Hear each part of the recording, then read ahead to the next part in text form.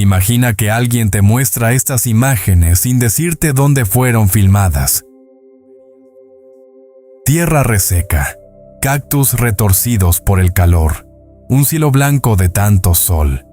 Pensarías en el Sahara o en los desiertos del norte de México.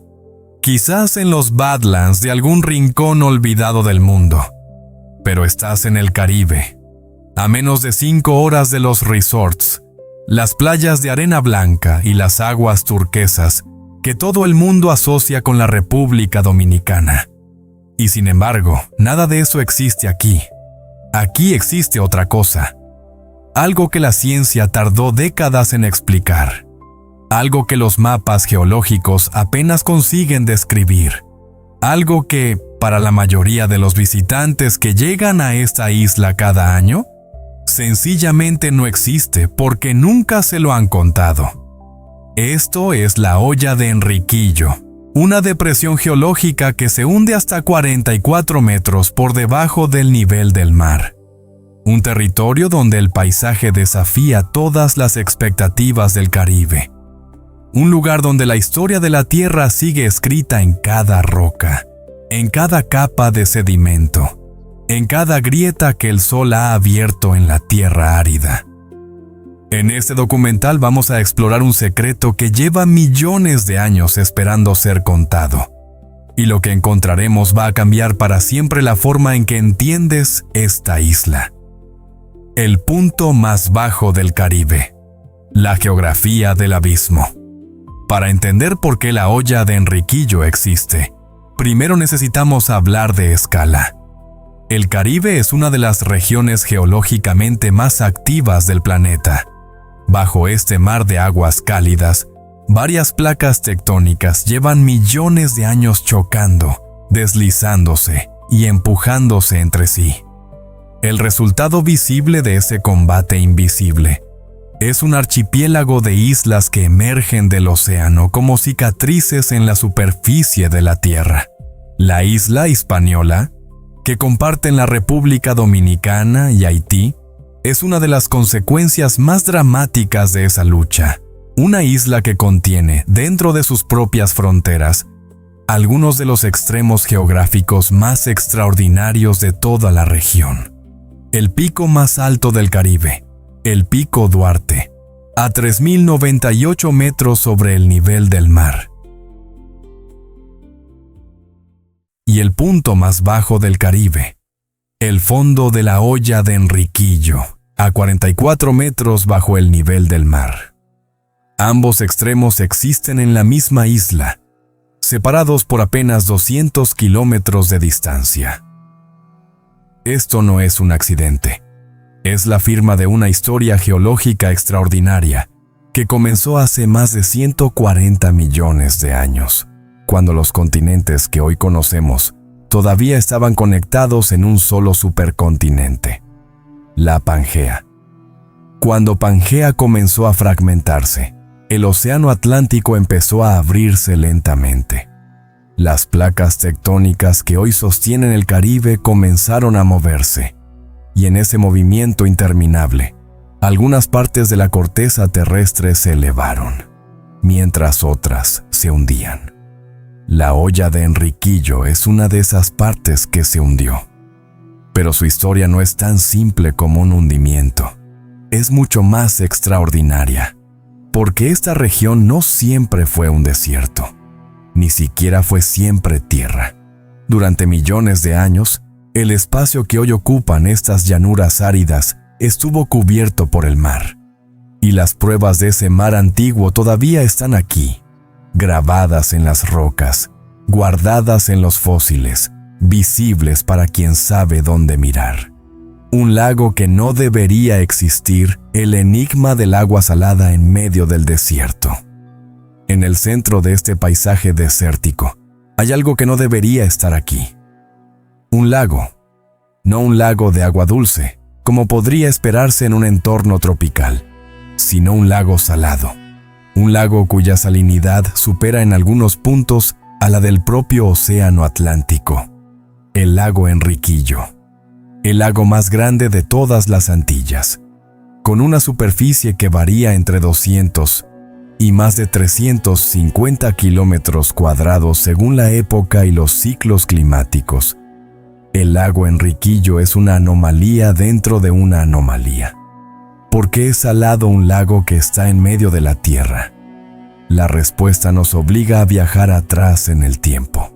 Muy atrás. Hace aproximadamente 1 millón de años, la hoya de Enriquillo era un estrecho marino. Un canal natural que conectaba el Océano Atlántico al norte con el Mar Caribe al sur, dividiendo la isla Hispaniola en 2 masas de tierra separadas. Con el tiempo, los movimientos tectónicos y los cambios en el nivel del mar fueron cerrando ese canal.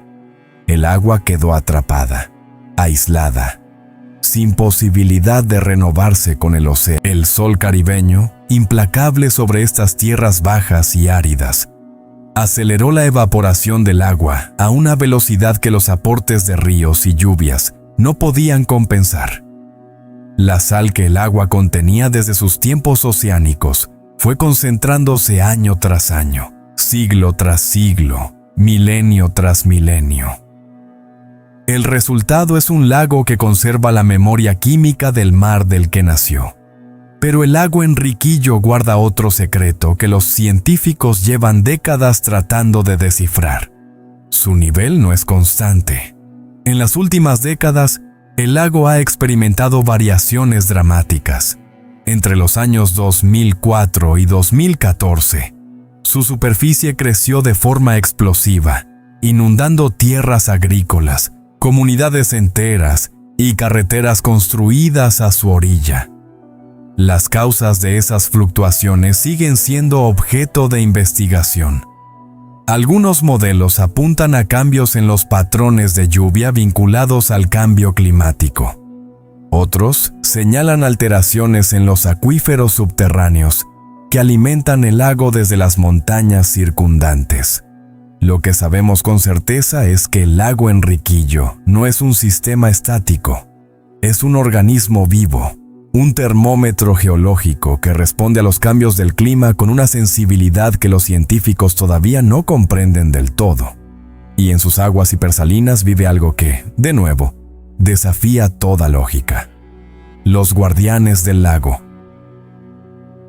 Cocodrilos, iguanas y la biología de lo imposible. Existe una regla no escrita en la naturaleza. Los ambientes extremos tienen pocos habitantes. El frío extremo, el calor extremo, la salinidad extrema. Todos actúan como filtros que eliminan la mayoría de las especies y dejan sobrevivir solo a aquellas que han desarrollado adaptaciones extraordinarias. La hoya de Enriquillo es uno de esos filtros, y los organismos que lo han superado son, por eso mismo, algunos de los más fascinantes del planeta. Comenzamos con el cocodrilo americano. Crocodylus acutus. Esta especie existe en América desde hace más de 8 millones de años. Ha sobrevivido extinciones masivas, cambios climáticos catastróficos y la transformación radical de los ecosistemas en los que vivía. Es, en todos los sentidos de la palabra, un sobreviviente.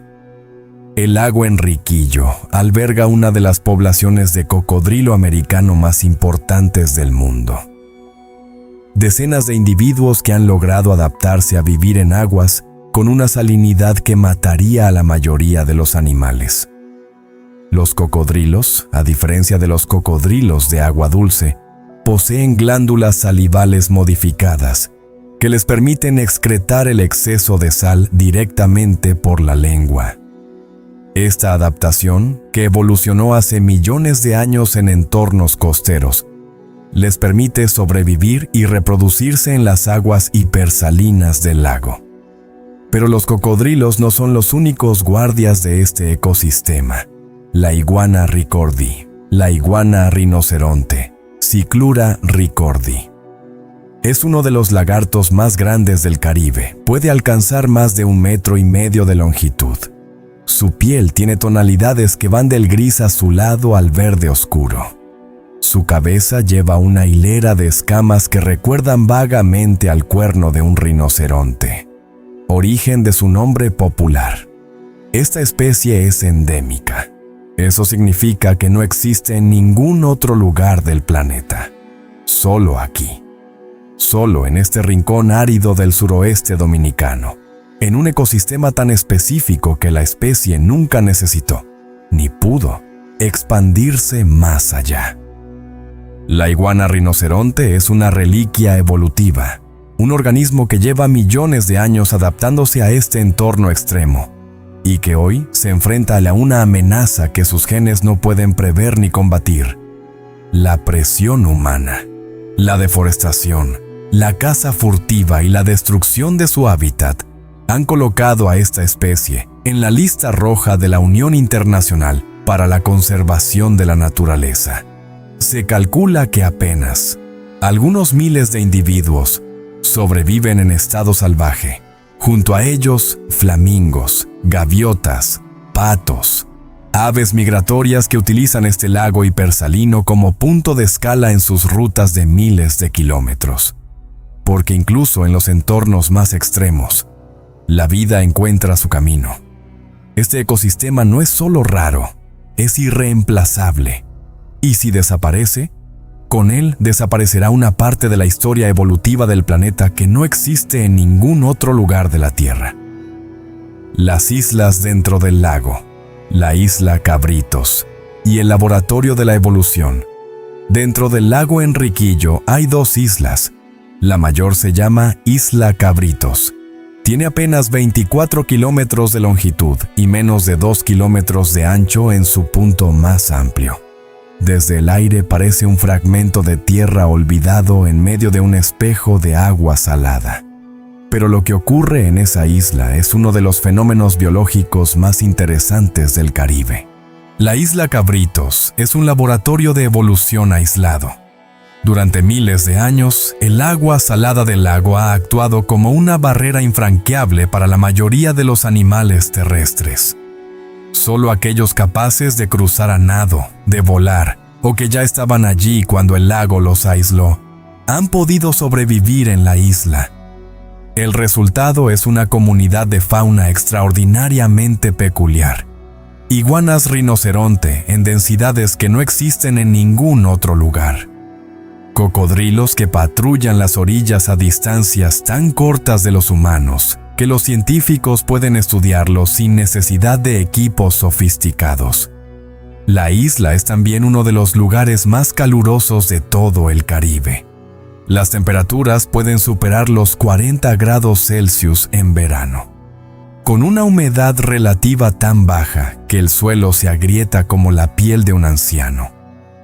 En ese entorno de calor extremo y aislamiento total, las especies que viven en la isla Cabritos han desarrollado comportamientos y adaptaciones que los científicos todavía estudian con asombro.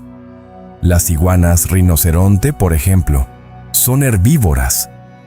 Se alimentan de las pocas plantas que consiguen sobrevivir en el suelo árido de la isla: cactus, arbustos espinosos, hierbas que han aprendido a conservar el agua con una eficiencia casi arquitectónica. En temporadas de escasez extrema, se ha observado que los individuos más jóvenes de la especie siguen a los adultos para aprovechar los recursos que estos descubren, un comportamiento de aprendizaje social que, en una especie reptil, resulta notablemente sofisticado. La isla Cabritos nos demuestra algo que la biología conoce bien, pero que el sentido común tiende a olvidar. El aislamiento no es una condena, es un motor de la evolución. Las islas, por pequeñas y extremas que sean, son los laboratorios donde la vida pone a prueba sus soluciones más audaces. El desierto. Oculto del Caribe, geología viva bajo el sol implacable. Nos alejamos del lago y avanzamos hacia las tierras que lo rodean. El paisaje cambia de forma radical. Las aguas saladas quedan atrás.